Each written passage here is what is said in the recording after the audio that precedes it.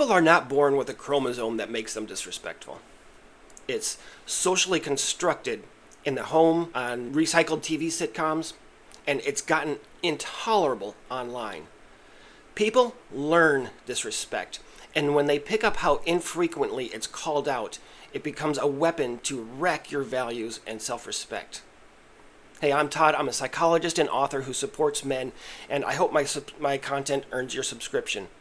This playlist and this video come directly from Chapter 1, Part 1 of my book, Rules of Engagement.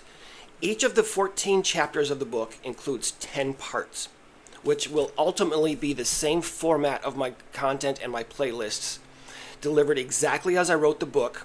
So stick around because I have 500 pages of this content on its way.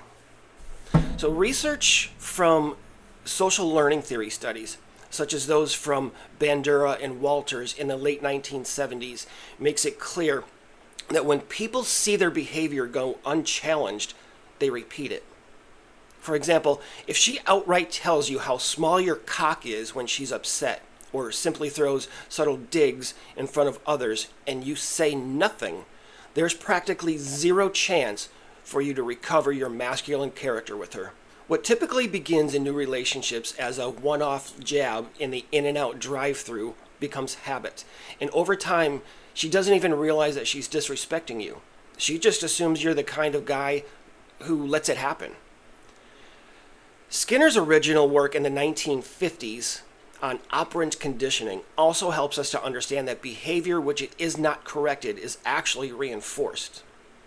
That means every time you laugh off a disrespectful comment or rationalize her behavior to yourself, you're actually rewarding her. You're jerking off on your own self-respect in public and calling it diplomacy. Furthermore, according to Skinner and his research, every time you reward her bad behavior with silence or a weak little chuckle, she learns that all it takes to reframe your boundaries is a smirk, and you're reinforcing her disrespect with silence. You may not have meant to train her, but you did. And if you don't correct it, then by default, you're endorsing it. As I stated at the outset, men are often taught that masculinity means keeping peace. But there's a difference between composure and cowardice. If her bad behavior earns more of your time, your energy, or validation, then she learns exactly how to manipulate your matrix. And she will. Because people in general push limits when they realize that there are no consequences for crossing them. So don't wait for shouting or name-calling to decide that disrespect is real. The slow, passive forms of disrespect are often more damaging because they slip under your radar. And the longer they go unchecked, the more emboldened she becomes. Always keep in mind that masculine leadership does not threaten or explain away disrespect. It means no longer letting her condition you by calmly ending the conversation. Maybe it's pausing the interaction or walking away until cooler heads prevail. No debate, no emotional display, just boundaries without apology. Bandura and Walter's work also made it clear that behavior is modeled. So if she sees that your standards are non-negotiable, she'll adjust to meet your frame. She'll change, she'll remove herself, or you remove her for the sake of your own self-worth. Either way, your standard stays intact. Skinner's reports also emphasized that behavior gets either reinforced or extinguished.